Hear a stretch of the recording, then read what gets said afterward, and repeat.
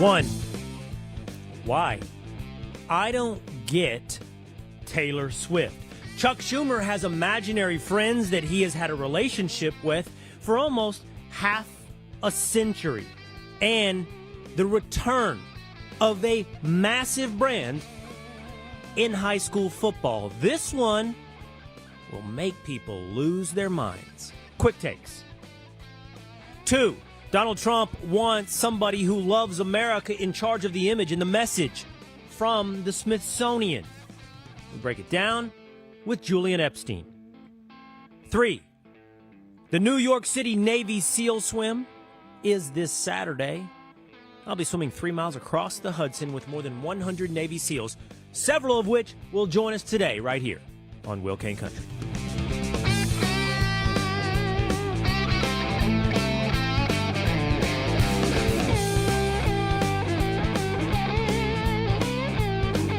It is Will Cain Country, streaming live at foxnews.com, on the Fox News YouTube channel, the Fox News Facebook page, the Will Cain Show Facebook and YouTube channels, and always available at Spotify or on Apple. Just moments before going live here today, I got the breaking news. News that I do not think is local, news that I do not think is regional, and news that I do not think is simply about the state of Texas. The news is that the historic high school football program and the historic high school of Midland Lee, which had been renamed in the past 5 years, Midland Legacy, has been renamed. The school will be named Midland Lee again, effective for the 26-27 school year. We reintroduce you to the Midland Lee Rebels. Two-a-days Dan, Tinfoil Pat, always here, present in the country. The question I have for you is, are you familiar with Midland Lee? Have you ever heard of Midland Lee before this very moment, just breaking news? No. Midland Lee. That's not the one from Friday Night Lights? Still, it is present in Friday Night Lights. So it is not the star program. It is not the star program of Friday Night Lights. Friday Night Lights, the book, turned Friday Night Lights, the movie, very different from Friday Night Lights, the series, is a nonfiction book based upon Odessa Permian. Midland and Odessa are sister cities out in West Texas in the middle of the Permian Basin.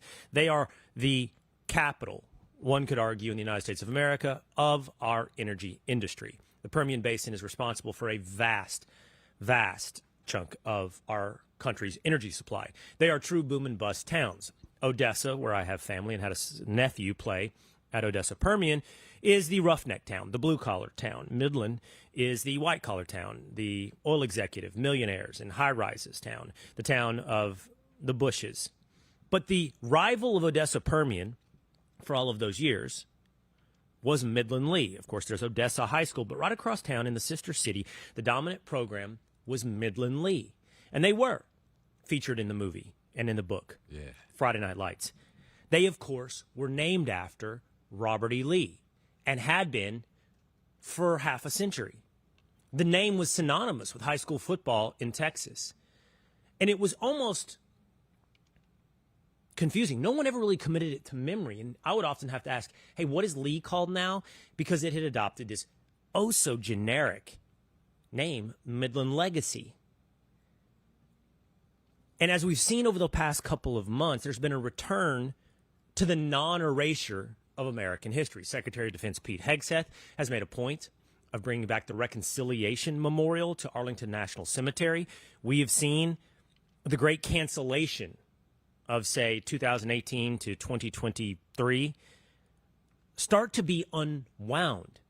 But I don't think we've seen anything quite like this. While we've talked about the return of perhaps even some Confederate memorials, while we've talked about the return of some comedians who were canceled, we really haven't seen the return of, say, Robert E. Lee. Robert E. Lee was an honored figure across the South all the way into Texas. That's not to say that it was a championship of slavery or a hatred of the North. It's just an acknowledgement of the seminal figure in most of our history that was Robert E. Lee. And by most accounts, Robert E. Lee was an incredibly honorable human being who, if my memory serves correctly, wasn't somebody who actually even supported slavery, but he was from the South. And he would, as he famously said, never fight against the South. He was an incredible military general, and I do believe if you look up military generals throughout history considered to be the best on the battlefield and in strategy, Lee is often among the names mentioned among the world's greatest generals. And it was just weird. It was just weird to all of a sudden have to say, and most people couldn't remember to say, Midland Legacy. But by a 4-3 vote, the Midland ISD School Board has voted in favor of renaming Legacy High School Midland Lee. Why is this not just a Texas story? Why is it not just a regional story? Why is this a national story? Because I would imagine this is such a leap on the non-erasure of American history that it will cause an absolute freakout. I would have to think if we had been ranking the things that would be brought back, lower on the rankings would be anything named after Robert E. Lee. But the Midland ISD has just leapt forward in simply healing beyond the national reconciliation on race, the national long look in the mirror. I would imagine you're going to see a big freakout. I imagine you're going to see a big debate. Maybe because it's high school ranks and even you two are not familiar with Midland Lee, maybe it will fly under the radar. But I think it's a fascinating conversation, and I think it's appropriate. I think it's right. I don't see what is accomplished by erasing the presence of Robert E. Lee. Welcome back, Midland Lee. Let's get to a few items today with quick hits. Let's get to it with story number one. All right, introducing now to take us through the non-quick, semi-quick, quick takes is the most exciting, the most electric man in all of broadcasting. Now with the microphone unmuted, wired headphones plugged into his ears, Tinfoil Pat. That's right. Here we go on quick hits or takes, whatever we want to call it. Who cares? Listen, Taylor Swift, big deal last night. She premiered her album cover on her boyfriend's podcast, Travis Kelce and Jason Kelce's podcast. And she had a few things to say. So I think we have a couple clips, including how they met. Yeah, so this is one of my favorite clips from the episode. Go on a date with me. I made you a friendship bracelet. Do you want to date me? Just come outside and meet me. Just meet me once. Just give me a chance. So I was like, if this guy isn't crazy, which is a big if, this is sort of what I've been writing songs about wanting to happen to me since I was a teenager. Yeah. And I was sitting there at the Eras Tour listening to every single one of those songs like I know what she wants me to do. Yeah. I feel that. That's exactly what she wants me to do. She's like, this is just her wish list of like, meet me, please. Now I'm butthurt. Yeah. That wasn't all. What's your take, Will, at first? Well, did you just take the reins from Tinfoil Pat as he tried to toss to another element? And you're like, no, we should get Will's reaction here. Yes. I love the top hat and Cain center circle of the circus emceeing that you just stepped out into the elephant arena and go, give me the hat. Give me the cane. Let me conduct this. Just a little nudge. It was New Heights. Travis Kelce and Jason Kelce's podcast. Travis Kelce, Taylor Swift's boyfriend. I just don't get Taylor Swift. I'm not going to be the guy. I'm not going to do the thing of I hate Taylor Swift. She's the worst thing that's happened to culture and society. Because honestly, I don't feel that way. I don't like Taylor Swift's politics. I doubt that they're well thought out. I don't know how that anyone who endorses Kamala Harris could actually be thought out, to be thoughtful, to be well informed, to be somebody that I would turn to listen to when it comes to politics. So that part I don't appreciate. about Taylor Swift. But what I'm talking about is don't get the cultural phenomenon of Taylor Swift. I recognize how big she is. She is gigantic. She's massive. And somehow this has escaped my bubble. I mean, look, I'm a middle-aged man, not her target demo. I have 2 sons. I don't have daughters. Taylor Swift doesn't make her way into my household. I've not seen a documentary. I know that she sings Shake It Off. I literally can't name another song, but I know that I probably have heard, half a dozen other songs at least? Yeah, absolutely. I'm sure that I have. But I don't get it. Like, it's fine. It's popular music. What I don't get is the cultural phenomenon of thinking that she is the inheritor and she is in the line of accession of somebody like Elvis Presley turned Michael Jackson, apparently turned Taylor Swift. This is the level of stardom that we're talking about. I'm not sure there's any stops in between Michael Jackson and Taylor Swift. The next biggest might have been Beyonce, but I don't think Beyonce ever reached the heights of Michael Jackson. But one could certainly argue that Taylor Swift has. Taylor Swift in the pop culture musical almanac would be put in the same chapter. Am I wrong? She'd be put in the same chapter at this point as Elvis and Michael Jackson. Yeah, absolutely. I mean, it doesn't mean she's as talented or the music's as good. We're just talking about literally how big she is in pop culture and how big she is as a musical artist. She's the last big pop star I think that we'll ever have, and that as far as like the way she's able to get such a big non-niched audience. So like even like Sabrina Carpenter's gonna have a hard time ever reaching those levels, because like Taylor Swift was one of the last people pre-2008 when we still had stardom at that level. And people hate her. When did her stardom start? 07? Yeah, 07. Yeah, she's only 2 years younger than me. 07. So, like, my wife likes her music, and my wife is 36, but she grew up listening to Taylor Swift since she was, 18 years old. So, like, it spanned that long. That's why it's not weird that a, mid-30s person loves Taylor Swift. And I recognize how big she is. I totally get that. I just don't get the why. That's what I don't get. I do know that she drove New Heights, the podcast of Travis Kelce and Jason Kelce, to record numbers, as would be expected, as one would expect here. I mean, simply him dating Taylor Swift drove that podcast to incredible heights. Now she appears on it, and here is Taylor Swift again on New Heights. So that I became like a person who was running through the halls of my house screaming, "We drafted Xavier Worthy!" And my friends are like,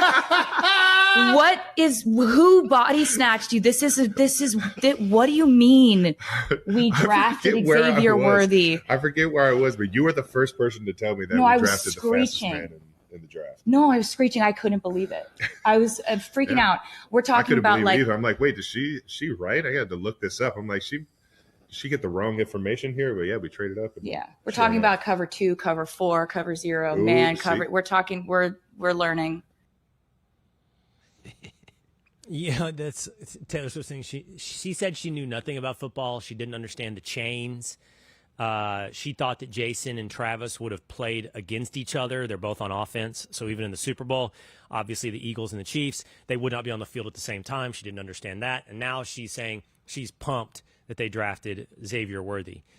A little bit of over laughter there from Jason and Travis. Like, I mean, I wonder, how well, I know why. Famous people are never as funny as they think they are because everyone else gives them the laughs that you don't get if you're a normal person. Yeah. Do you think I got it. I got that tinfoil. That's good. Oh, broadcasting. Do you think that even is happening in that relationship? Like, surely, hopefully not. You hit a level of authenticity of being with someone for a while, Do you have a theory as to why you're getting a little bit of over laughter?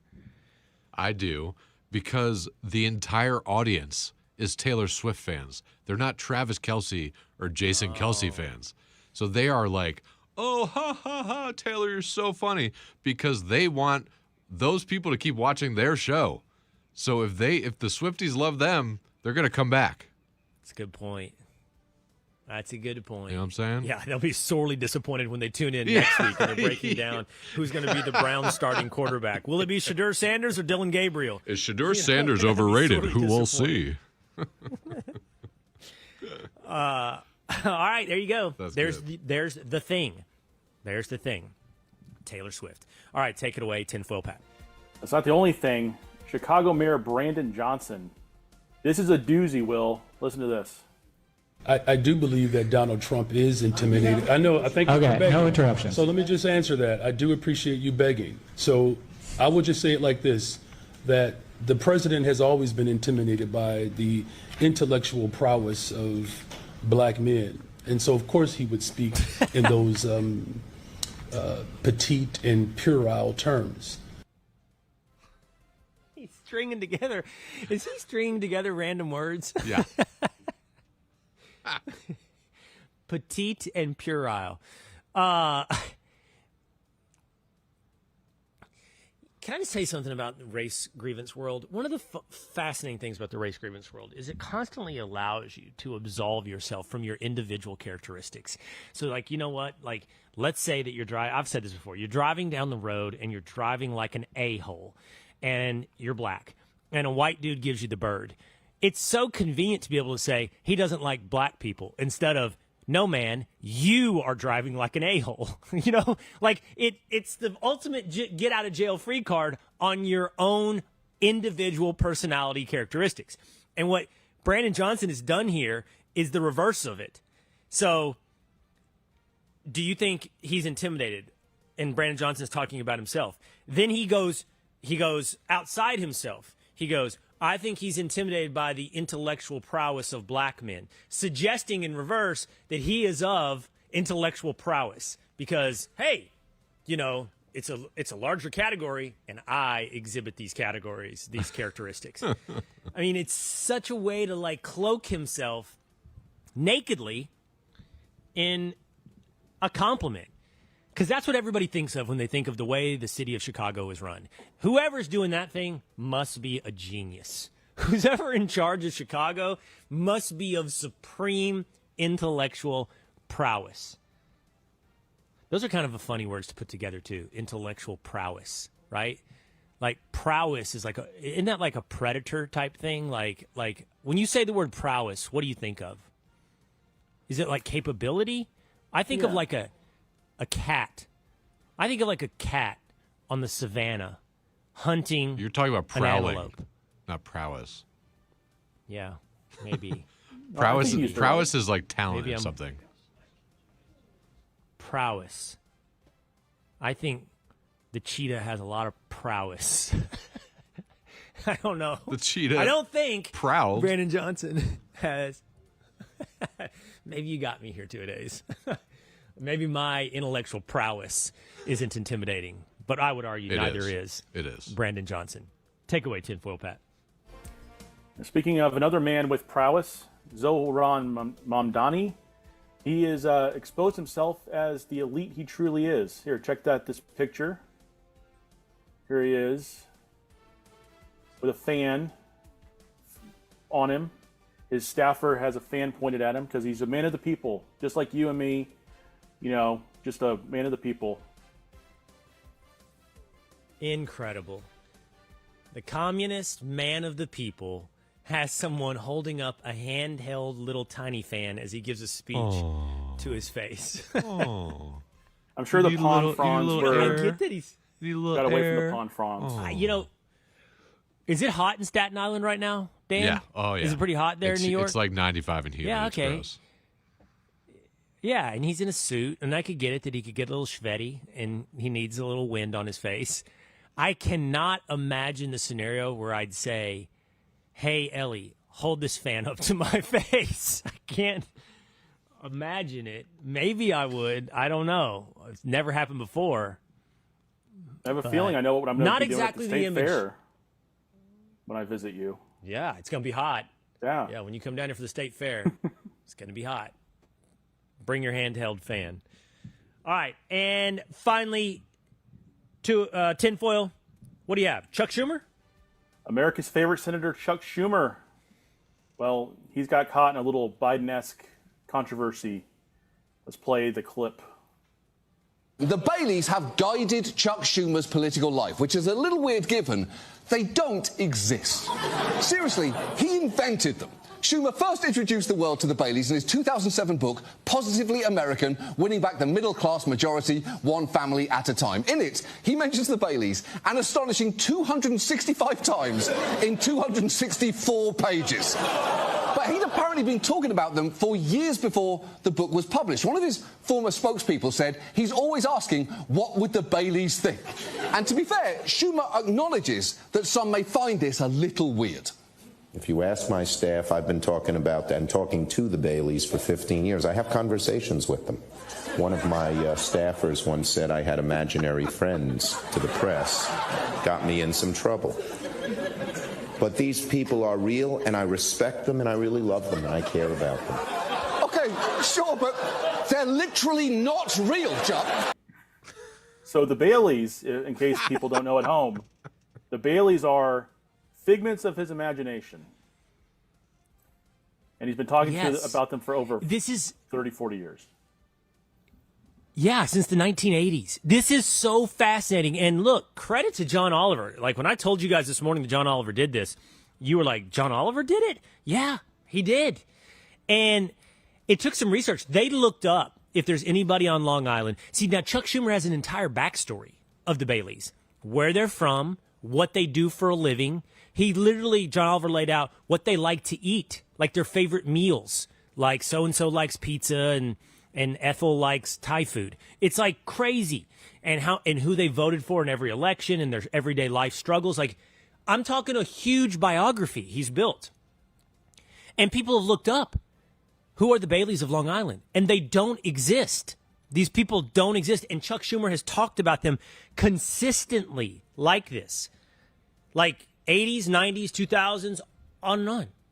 As his, like, guiding light that he turns to for counsel on middle left politics. Although he said they voted for Donald Trump, I think 3 times, or 5 out of the last 6 elections between the two of them, meaning both of them voted for him in 16, they split in 20, and both of them voted for him in 24.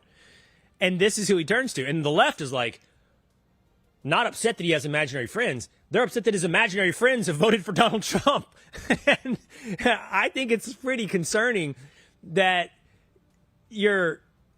one of the leading senators in the Democratic Party is living with imaginary friends in his mind that he talks about publicly. It's like a big deal, right? Reminds me of Fletch. You know the movie Fletch where he says, put it on the Underhills? It's kind of just like, there's that family. Good for you on Fletch, by the way. That definitely predates a millennial like you. It predates me, yeah. It's a great movie. It's a great movie. It's absolutely amazing work. Not just by John Oliver, but absolutely amazing work of fiction by Senator Chuck Schumer. Let's talk about this, plus the Smithsonian being taken over, perhaps, in its vision of America by President Donald Trump. We'll talk about that next on Will Cain Country.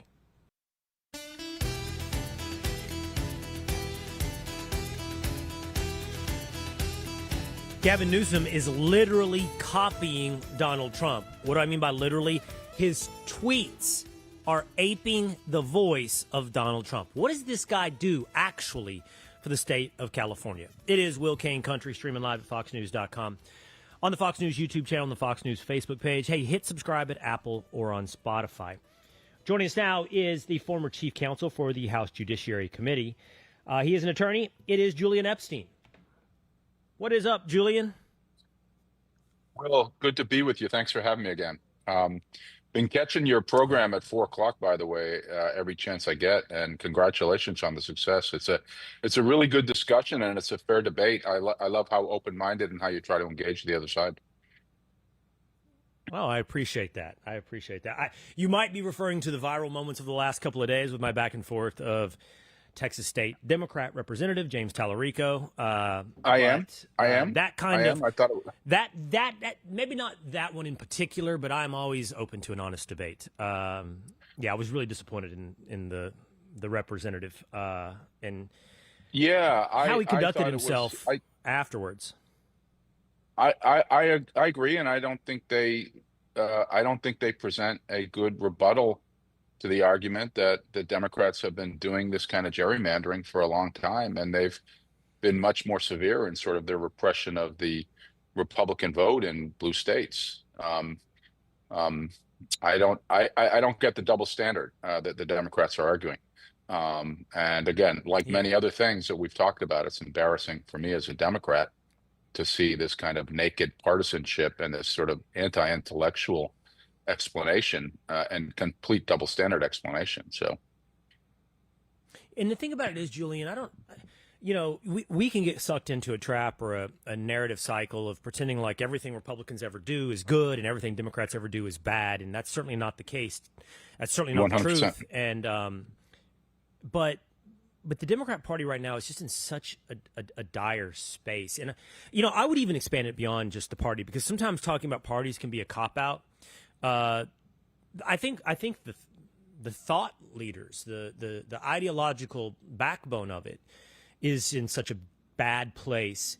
And really, I think that is because it really has defined itself as opposition to Donald Trump for 10 years. And that's just not a guiding light. It can't be. And so you just find yourself, no matter what he's for, you're against. And they've really backed themselves into a corner. For example, in Washington, D.C., about you're all of a sudden against crime fighting or making a city safer. It's just, you're going to have to find something you're for, because right now you're simply defined by what you're against. Yeah. Its North Star is that it's an anti-party right now. It's against everything Trump is for. Its vocabulary is sort of the shrieking aunts, the screeching, the screaming, the calling people racists and calling people Nazis, even though I think the Democrats are more associated with the Nazi movement than ever, masquerading as a liberation movement in the Mideast. And it's captive of an intellectual elite on the far left that has a very simple-minded view of America, of oppressors and victims. And most people don't agree with that. So, you get into these debates like crime in D.C., which I'm a resident of D.C., and I can tell you, most residents, white and black, I think welcome greater law enforcement in this area. I mean, it's really bad, and it's been bad since the George Floyd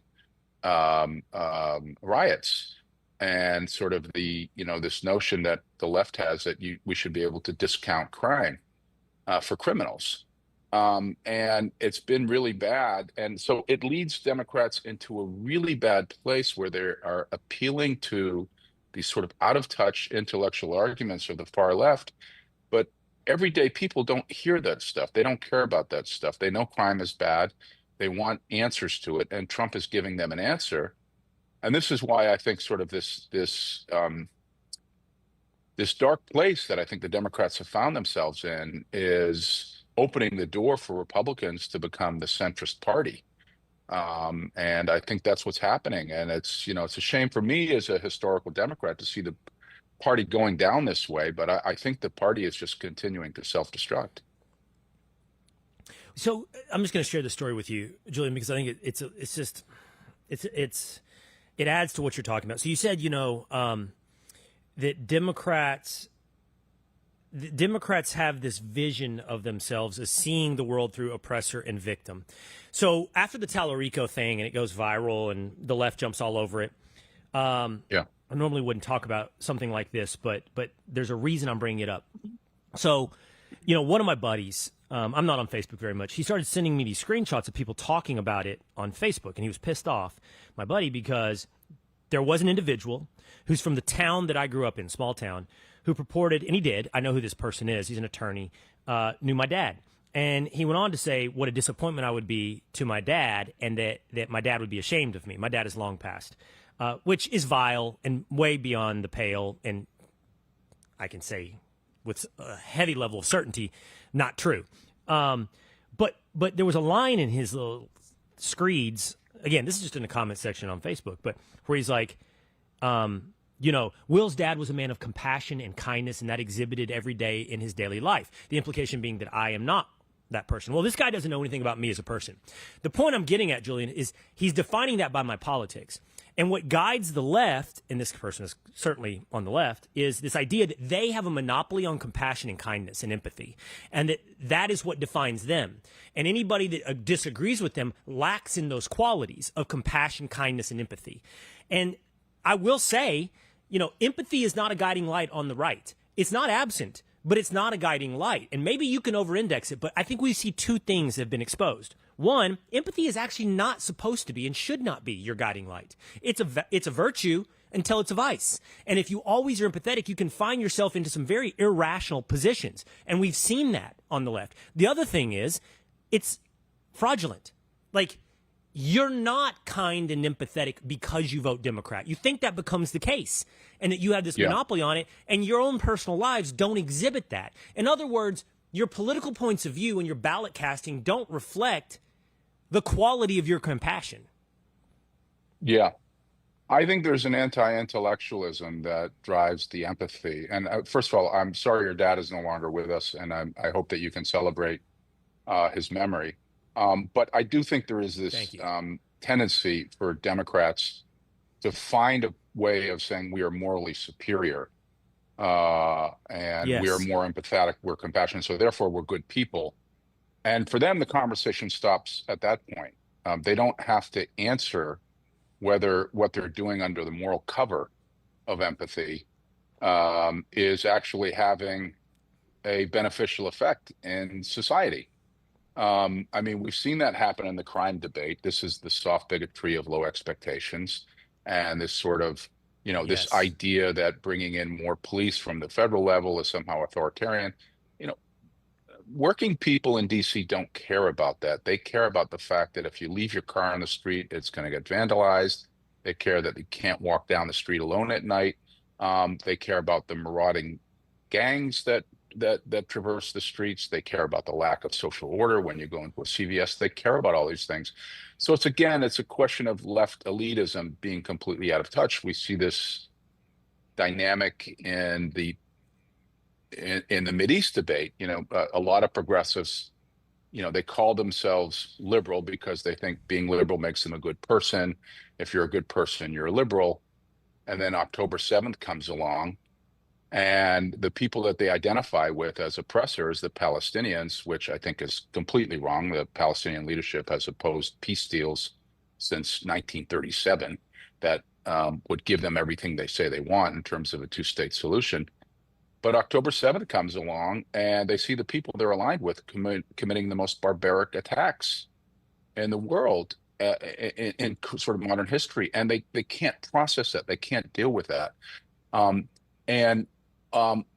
of it, because if that's true, if they are identifying with a Nazi movement, which I think they are, if they're forced to confront that, then their entire worldview shatters. And but they're never forced to account for these sort of what are the results of these left-wing, anti-Western, we're going to side with the wretched of the world, we're going to side with the oppressed of the world. They never sort of are forced to confront the practical results, which are anything other than compassionate. And then there's your political leaders on the left, and I guess one of the ones more seriously taken. He probably doesn't right now exist within the clown universe of the left, like Jasmine Crockett say, but he's not far, which is Gavin Newsom. I want to share with you in the audience some of the stuff that Gavin Newsom's been doing on X. He's talking about redistricting in California. And I'm going to read to you some tweets. I just want you to see if you can hear what he's getting at here. Here's one. Make the maps great again. Big, beautiful rally today. Thank you for your attention to this matter. Another one. Final warning, Donald Trump. Maybe the most important warning in history. Stop cheating or California will redraw the maps. I guess who will announce it, and guess who will announce it this week? Gavin Newsom. Many say the state's most loved and handsome governor, and a very powerful team. Don't make us do it. Multiple exclamation points. Thank you for your attention to this matter. So he's got more. He's done it at least 4 times. He's totally aping Donald Trump and the style and rhetoric of his tweets and posts. And this is what the priority and job and attention of the governor of California. Yeah, it's sort of a really pathetic attempt, in my view, to find your voice. Um, Gavin Newsom, I think most Democrats think this, although they don't say it publicly, feels about as authentic as a used car salesman. And, he's been struggling to find his voice. He goes back and forth on trying to come to the political center by saying men shouldn't play in women's sports. He gets browbeaten by the left. He sort of shifts back on that. And he's struggling to find a voice that can lift his profile up nationally. And I think he has this idea that Trump is popular because he's such a good performer. It's true that Trump is a good performer, but you can't wrap a bad product in good performance. So, Trump is successful politically, and he's claiming the political center, not just because he's a good performer, not because of the tweets, because what he's selling. So he's selling common sense centrism on issues like crime that we just spoke about, on immigration, on I think on many of the race issues, on all of what he's done globally. And then the performance is an add-on for that. But you look at Newsom, and Newsom's governance in California has been a disaster. Look at the number of people that are leaving. Look at the energy sector, where you've got the major refineries that are leaving the state now. The minimum wage deal hasn't worked out so well. They could never get high-speed rail working. That has been a joke. It's sort of been an embarrassment to the Democrats about how they can't build. The fires in California. I mean, everything is like the Midas touch, right? Everything Newsom has touched has sort of turned to disaster. So you can't fix that with, sort of this performative stuff of trying to be a tough guy and talking like Trump. But this is the dilemma for the party. They think that if they just adopt another voice in the social media milieu or the podcast world, that'll fix their problem. They think it's a question of language. It's a question of vocabulary. Part of it is that, but part of it is they're selling stuff that people don't like. So this sort of tough guy stuff from Gavin Newsom seems a little bit hollow and a little bit sort of transparently, fake. I think that you said it perfectly well. It is sad. It's a little bit like a first-year writer at a small-town newspaper. He's trying to find his voice. That's a perfect way to put it. He doesn't know who he is because he is so inauthentic. So he tries all these different costumes on. And in the meantime, the costume of competency of running your state completely fails. It does make me wonder. James Carville's been on my show on numerous occasions, and he has said to me, there's a deep bench of Democrats out there, beyond this. I mean, the clowns own the party right now. They own the voice. They are the biggest, most prominent individuals. Is there somebody flying under the radar? I actually think some people think it's Tallarico. I mean, he didn't cover himself in glory this week with me. He showed himself to be, in my mind, largely fraudulent. But he's still a small-time politician from Round Rock, Texas at the state level. And I wonder if you're a Democrat. Half of me thinks if you just fly under the radar, if you're just competent, that come 2028, you could be the actual voice of credibility. And I wonder if that's sort of the lane trying to be filled by, say, Rahm Emanuel, the former Chicago mayor. Or is it that 2028 is actually too soon for a guy like Emanuel, in that the voting base is still going to be so anti-Trump that they're simply going to have reflected back to them, not competency, but somebody who gives them the visceral feeling of hating Trump, in which case they'll adopt one of these clowns? Yeah, I mean, it's a great question, Will. The party has a lot of problems. Part of it is that it's an ecosystem, and the ecosystem is controlled by high priests. They call them the donors, the sort of the elected elites, the Obamas, the Pelosi's, the activist class, and they are all driven in part by the social media environment, where anger is the vocabulary. Anger gives you the reward system. So long as you're angry at the other side, contempt, that's what gains you currency. That's what gains you fundraising. That's what gains you notice and attention on social media. So there's a dynamic where anger has taken hold, being the anti-party has taken hold, and nobody is thinking about building. I mean, you sort of have this idea coming out from Ezra Klein, his book on abundance, that's part of the problem. It's a fancy way of saying you should deregulate. I think that's not a fool's gold. I agree with it, but I think it's completely insufficient in terms of getting the Democrats back to where they need to be. Where they need to be is, how do we build for the future? For example, on tariffs, the Democrats could have said, I don't like what Trump is doing on tariffs because I think he's shooting with a shotgun, but I agree that we need to level the playing field. And here's how I would do it more effectively. And by the way, I'm going to build for the working class as we go into the artificial intelligence phase of the Industrial Revolution. And here's how we're going to do it. But you don't hear that. All you hear from Democrats is how bad he is. That's sort of the dopamine hit of being angry. And that's the culture of the modern Democratic Party. There's an anger addiction that is deep within it that blinds them from seeing the need to build things, to build an economy for the working class for the future, to deal with the complete, utter failure of the teachers' unions and the public school system, where at best a third of our students are reading and math proficient. There's so many things to fix. There's so many things to do, but there is an obsession with the left on being angry, and there's an obsession with the grievance Olympics. The system, the West is oppressed versus oppressors, and we are going to liberate the oppressed, and we're going to build on grievance, and that's what the welfare state is about, is to build as big a constituency that's dependent on the welfare state, so they'll have to vote Democrat. There's nothing constructive, and this is, what angers, I think, a lot of us centrists who came up through the Clinton years was, you go back to the Clinton years, and it was 100,000 cops on the street, and welfare as we know it, school uniforms, balance the budget, closed borders.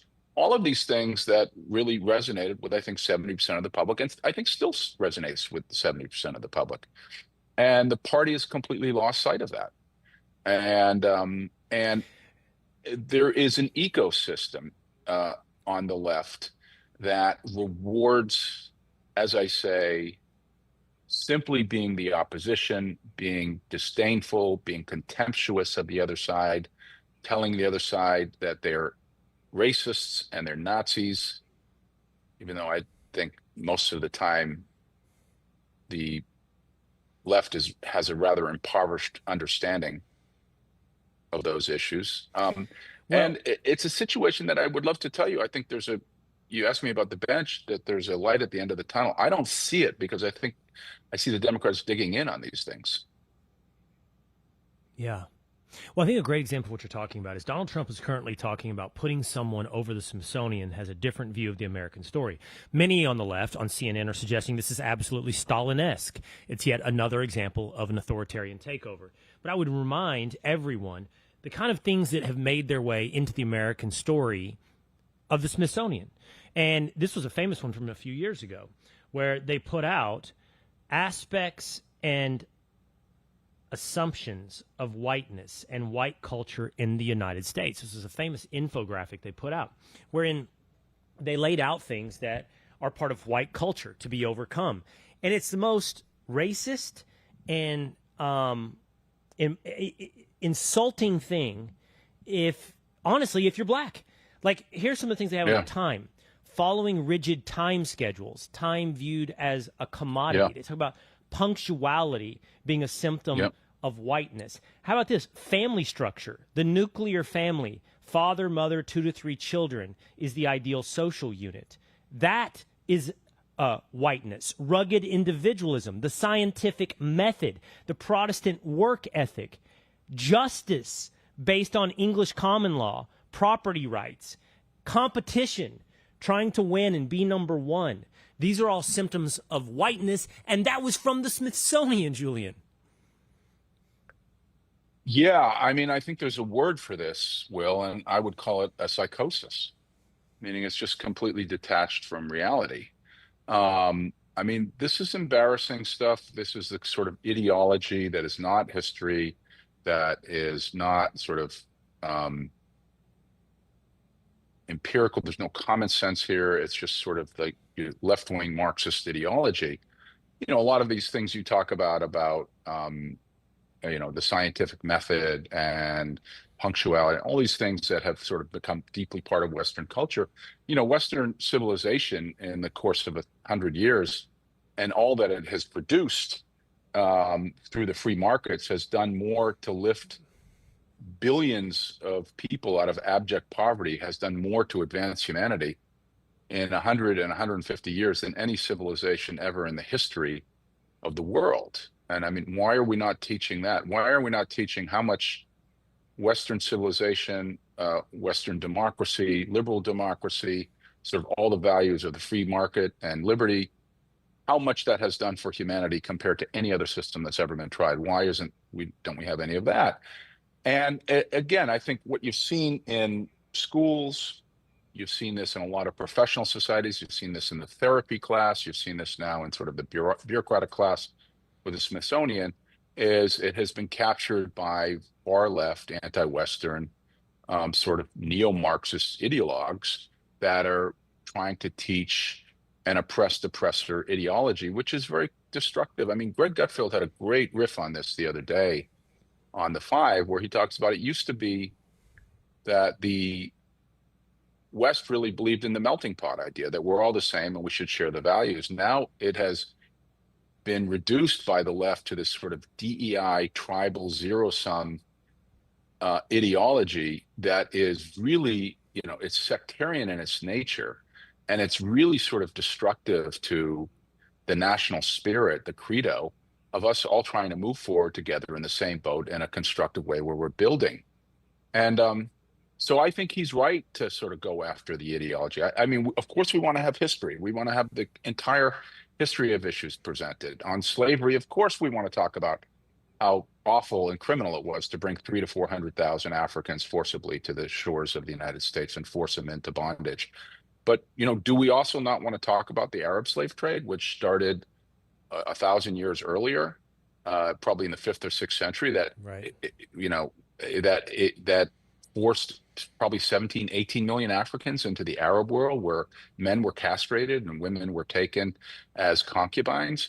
Do we not want to talk also about the fact that the African kings played a leading role in rounding up Africans to sell before the European transatlantic vessels ever arrived there? Do we not want to talk about the fact that the United States and the United Kingdom were the first countries in the history of civilization to stop slavery in 1807, the transatlantic shipment of slavery? Do we not want to talk about the fact that Africans in Northern Africa held 1 to 2 million Europeans as slaves in the early 20th century? I mean, there are, if you want to teach sort of anti-Western neo-Marxist ideology, it's one thing. It should not be on the public dime. You should go find a place to do it. I don't think anyone will take you seriously. If you want to talk about history, great, let's talk about history. I'm all for it. I'm all for talking about the horrors of slavery, the criminality of slavery, the criminality, the anti-Americanism of segregation. But let's talk about the full story. Since the segregation era, since the Jim Crow era, the United States has probably been the most affirmative action, most inclusive country ever in the history of humanity in terms of trying to uplift different minority groups. Look at what the census data, for example, just to put a fine pin on this point, tells us in 2020. There are somewhere between 15 and 20 minority groups in the United States that make more money on average than whites do. And if this is such a systemically oppressive country, if this is such a oppressors versus oppressed society, why do we have so many minority groups that are exceeding whites in terms of their earnings? I mean, there's such a impoverished, when you get into ideology and this sort of simple-minded anti-Western ideology, you are not teaching history. You are teaching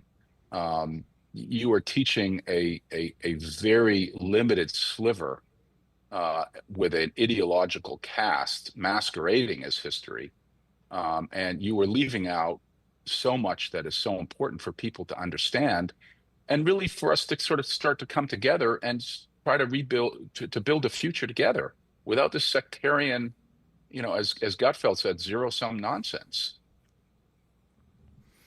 Really good stuff. Fascinating about that income stat you just gave us as well. Julian Epstein's the former chief counsel for the House Judiciary Committee. We always love having you on the show. Thank you so much, Julian. Thanks, Will. Good to be with you. All right, take care. By the way, over on YouTube, Ann Brightrick says Taylor sings her 3 notes perfectly. Bruh9954 says Taylor Swift and Elvis are the same. Didn't write their own music or lyrics and could barely play guitar, just propped up singers. And then Soulman says Swift will ever be as good as Elvis, except in her own mind. She will never be as good as Elvis in her own mind. She is so narcissistic.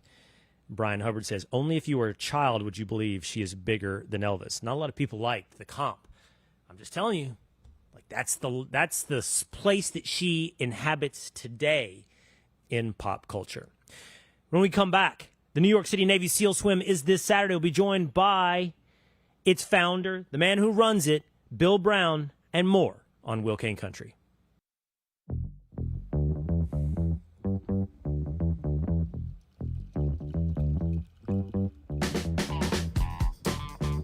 The New York City Navy SEAL Swim, an annual event every summer, kicks off this Saturday. 3-mile swim, 300 push-ups, 66 pull-ups, roughly 2 miles of jogging carrying an American flag, all to send out a positive patriotic message and bring this country together while honoring those who have given so much to America. It is Will Cain Country, streaming live at foxnews.com, on the Fox News YouTube channel, the Fox News Facebook page, Spotify, and Apple. This will be my 4th time swimming the New York City Navy SEAL Swim. 3rd time officially. But as we're joined now by Bill Brown, Navy SEAL, Patricia Parry, whose son served with Bill in Iraq and later died in Operation Extortion 17 in Afghanistan. And James Dowdell, his father was an FDNY firefighter who we lost on 9/11, are all now joining us here right now on Will Cain Country. Bill, I do think I get to say 4th time because when people ask me how many times have you done it, I say, well, this will be my 3rd, but it will. Honestly, I did it one other time just with Bill and another guy. Like, I count that trial swim with you when it was just us in the Hudson. That was a great time. I tell you, Will, what you guys here at Fox are doing, you're helping us remember the lives of so many, and it's a beautiful thing. And just in the room today, look at those beautiful Americans there. You have James and Patricia. Patricia, I served with her son, and he was a beautiful American hero, lost on Extortion 17. And James, his father was a firefighter during 9/11, and now he's a firefighter. And you're giving them a chance to share their voices, and I'm grateful.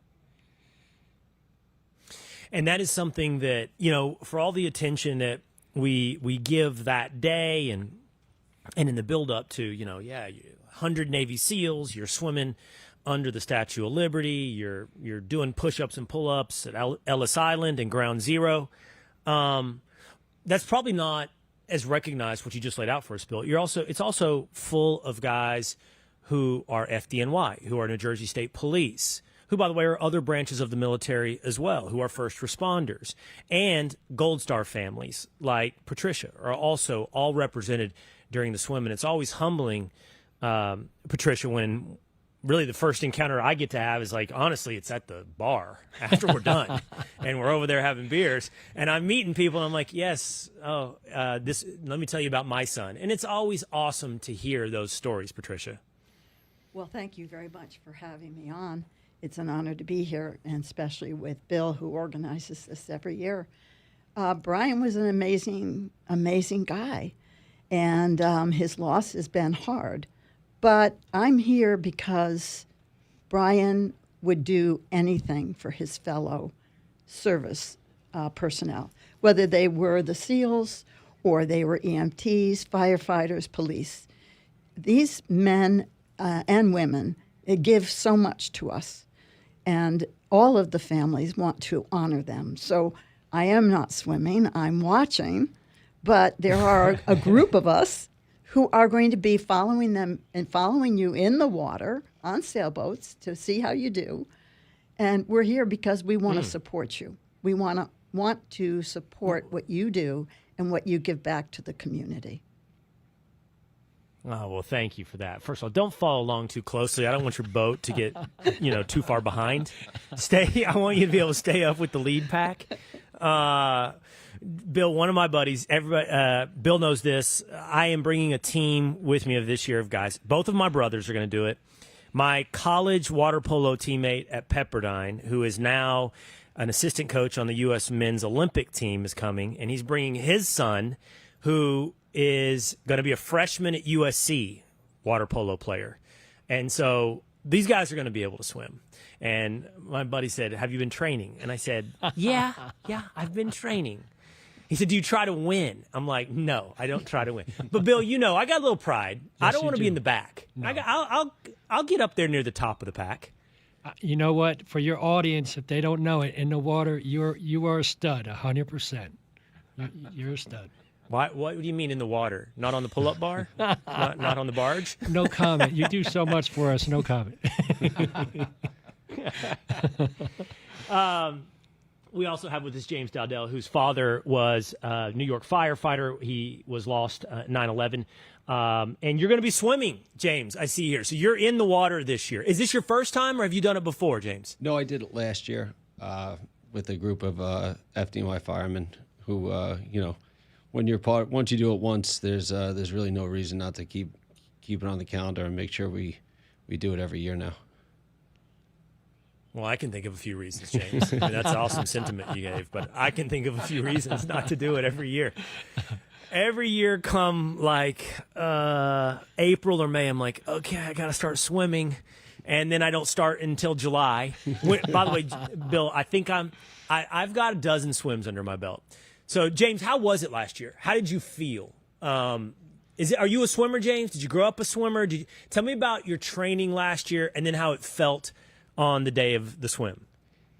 The training last year started probably right around, we got in the pool around January and just tried to keep consistent. And once the weather warmed up, we jumped in, we lived down in the Rockaways out in Queens, and jumped in the bay over there and you just got to put the time in. And it all worked out last year. Looking forward to it again this year. I just think once you get it in your head that you're doing it, you just got to keep kicking and pulling and you'll get to the other side. James, did you grow up a swimmer? I grew up in the water, not necessarily no college athlete here, but high school swimming. Does that count? Oh, you did high school swimming. Yes. Okay, that's big though. I think that's big. So I had a group of guys who wanted to do it. I texted Bill at one point. I've got a group of guys that wanted to do it, and several of them were not swimmers growing up. And Bill put a lot of responsibility on me. He's like, if you give them the green light, they're good to go. And I had to boot a couple of guys because, if you didn't grow up a swimmer, then you better really start training. Because it's just an efficiency to it. And I was telling these guys, Bill, this isn't a marathon. You don't get to just step over to the side and put your hands on your knees. This is life or death, man. You gotta be able to survive the swim. And so, yeah, I got a couple of guys that got booted. Last year hurt for me, Bill. I trained nothing last year, if I'm being honest with you now. But I swam my whole life, so I was cocky. And it hurt. It hurt last year. So this year I was committed to making sure I trained a little more. You know what? The best part of this event, Will, is the beautiful Americans it brings together, just like in that room right there. I mean, that's what this is really about. It's about honoring the lives of beautiful Americans, sending a positive, patriotic message. And, Will, you're a champion at this event. We are grateful, and you're going to get a big, giant sword of appreciation at the Empty Sky Memorial. Oh, that is incredible. Yeah. It's embarrassing. I mean, you're going to be handing them out to men who fought for America, and here I am on TV, and that gets me a sword. That's embarrassing, but I'm honored. I'm honored. Patricia, you're here today. We'll be swimming. We'll be doing pull-ups. We'll be doing push-ups, all to honor not just men like your son, but your son specifically. Would you tell us just a little more? This is part of the entire message of the entire day. And it's not, and I like to joke and talk about it, and we will that day about how hard it is and whether or not we run into any dead rats in the water and that kind of thing. But there is a bigger message as well, and it's getting to know the story of people like your son, Brian. Can you tell us a little bit about Brian? Sure. Brian Bill, Chief, was 31 years old when he was killed. He went to Norwich University. He graduated with a degree in electrical engineering and promptly went out and enlisted in the Navy for the sole purpose of becoming a Navy SEAL, which he did. He had great respect and love for his fellow SEALs. And his first Bud's roommate was Mark Lee, who was the first SEAL killed in Iraq. So we've been through a few sad times, but for the most part, we thought Brian was invincible. We never thought anything would ever happen to him. I'm the eldest of 7, so I have 6 siblings, and of course then they have all their kids, and everybody would clamor to be around the table when Brian would come home. That was very special. Brian wanted to go on and pursue a career as an astronaut. He had gotten his pilot's license. He went down to visit Chris Cassidy when he was heading up the astronaut program to say, what do I do? How do I make this transition? He was going to go back to school, get his master's in engineering, and pursue that goal, which, of course, he didn't get to. But I can't even express how much he respected his teammates, how much he loved them, and how he thought they were not only skilled, talented, lethal, but kind and humble. And he talked about that with my husband and I in March of 2011 when he was home for a short visit. And he said, I just hope I'm equal to the rest of them. And I think all of them are like that. You know, Brian, one of the big events in Brian's life was when Adam Brown was killed in 2010. Under heavy fire, Brian ran out into the line of fire to pull Adam out. And we just found out in June that Brian performed CPR for 45 minutes until they got to the helicopter for extraction and then passed out. But he kept Adam alive for all that time, and he didn't actually die until he got to the hospital. We did not. There's so much about Brian that we don't hear. We live far away. We're in Connecticut. We're not in the military community. Brian was not married. He didn't have a girlfriend. He didn't have children. That's when the parents can get into the community. So we're thrilled to do anything we can to support all of the men and the Navy SEAL Foundation, because they've been good to us and they take care of us. Wow, that's incredible. I really appreciate you telling us all that about your son. And then James, your dad, also one of the people that we'll be honoring and swimming in honor of. You obviously will, but it's a collective as well. That's why we're out there. Tell us a little bit about your dad. Yeah, my father was Kevin was one of the 343 firemen that were killed on September 11th. He was 46 years old. He had 21 years in the fire department. He was assigned to Rescue 4, which is the special operations out in Queens. He was the lieutenant on duty. And I was 17. I turned 17 on September 10th. And when 9/11 first happened, I didn't realize it was going to affect me the way it did. And then when Dad didn't come home, my brother, I have an older brother, Patrick, who's 16 months older than me.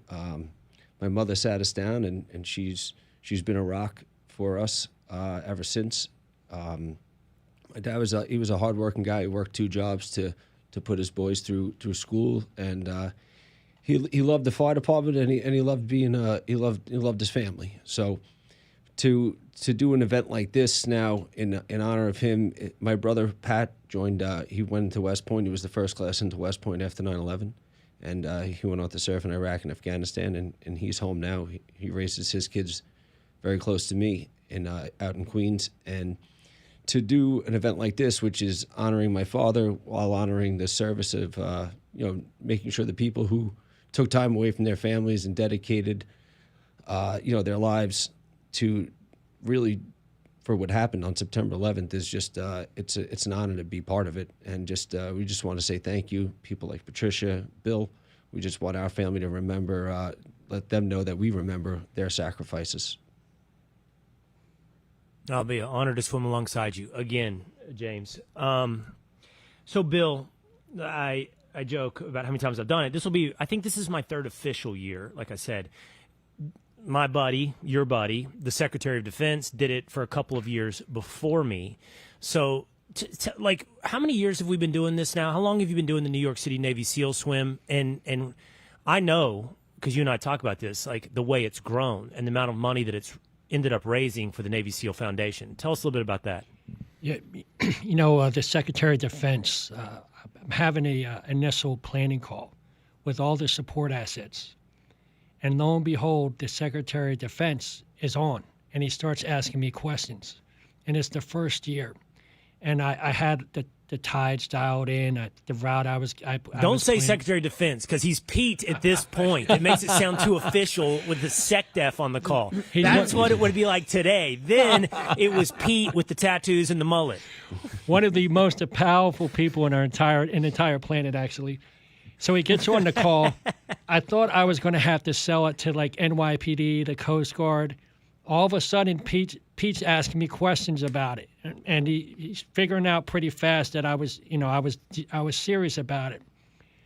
And all of a sudden, I find out that he's rogering up, like he's going to. And you know what he did? He championed this event. This was a minor swim with 33 SEALs. Pete put this in a stratosphere, and then you're following him. And the beauty of it is, it kind of reminds me of like Iwo Jima, when those Marines are raising that flag up there. Because I think the genius of Pete and you and Fox of championing this event is we're sending a positive, patriotic message to our country. Remind of all these beautiful Americans that lost their lives, that put it on the line for our country, and also reminding everybody how beautiful our country is, to have love and pride in it. And I think that's really the genius behind Pete, just rogering up. And to be honest with you, not the best swimmer, but full of courage to jump in there with us. Do you call that courage or do you call that stupidity? Because if I remember correctly, there was a jet ski involved that first year. There was some swimming. There was some towing. When you think about the mission, man, did he crush that mission. Like, you think about the message that we sent, and for him to take the risk and maybe not looking so hot on TV, but yet the outcome, I mean, man, that was an investment that's really paid off. Yeah. Yeah. And he did later, by the way. Every other one after that, he understood what he had signed up for, and he trained in his backyard pool, and he swam it. He swam it those other years. Yeah. And by the way, a lot of people ask me this, like, I don't know if Bill did. I'm sure Bill did. I did ask the SecDef to do this again this year. From what I was told, Bill, you'd have to launch submarines into the bay, into the Hudson. You'd have to dredge it. You'd have to make sure, the Iranians are nowhere within thousands of mile radius. So no SecDef in the swim this year. But you know what? He's still got our back. You want to know why? Will? Because I got word that there's going to be a video message from the Secretary of Defense at the end at the World Trade Center. And if I know Pete, it's not going to be about him. It's going to be he's a warfighter. He's going to be giving love to awesome. Patricia and James and the other beautiful Americans that are going to be there. Yep. Oh, that is awesome. I didn't know that. Yeah. That'll be great. We'll be there, by the way, with our cameras. You will definitely see it here on Will Cain Country. You will definitely see it on the Will Cain Show on the Fox News channel. I'm not quite sure yet, but there's a good chance, as has always been the case, you'll see it on Fox and Friends as well. So it will be all over the Fox News channel. I'm sure I'll do social media that day. So go find me on Instagram. I think last year I did a couple lives during it. No pressure, James. If you want to sidle up next to me, we'll get the camera going for the live. But I'm excited, Bill. I'm excited to do it once again. It's kind of funny. I'm a little more scared than I have been in the past. And I don't know why that is. You should get more confident. I'm getting a little more scared afterwards the more times I do it. But I do feel like James. Like, I'll probably keep it on the calendar, man. It's too awesome of an experience not to do for you as an individual and us as a country. And I love that you do it, Bill. Thank you. Thank you. You're a champion for us. All right, so Bill Brown, Navy SEAL, New York City Navy SEAL swim, James Dowdell, and Patricia Parry. Thank you all so much for being with us here today. Look forward to seeing you guys on Saturday. Thank you. Thank you for having us. All right, there we go. Like I said, see Will Cain on Instagram, maybe some on X. Go find me on social media, and maybe you can ride along for the Will Cain Show handles as well. You can ride along for the New York City Navy SEAL swim. That's going to do it for us today. Tomorrow, Josh Hamilton, Major League Baseball MVP, joins us on the Cain on Sports Edition, which you can only get on Spotify or Apple. See you again next time.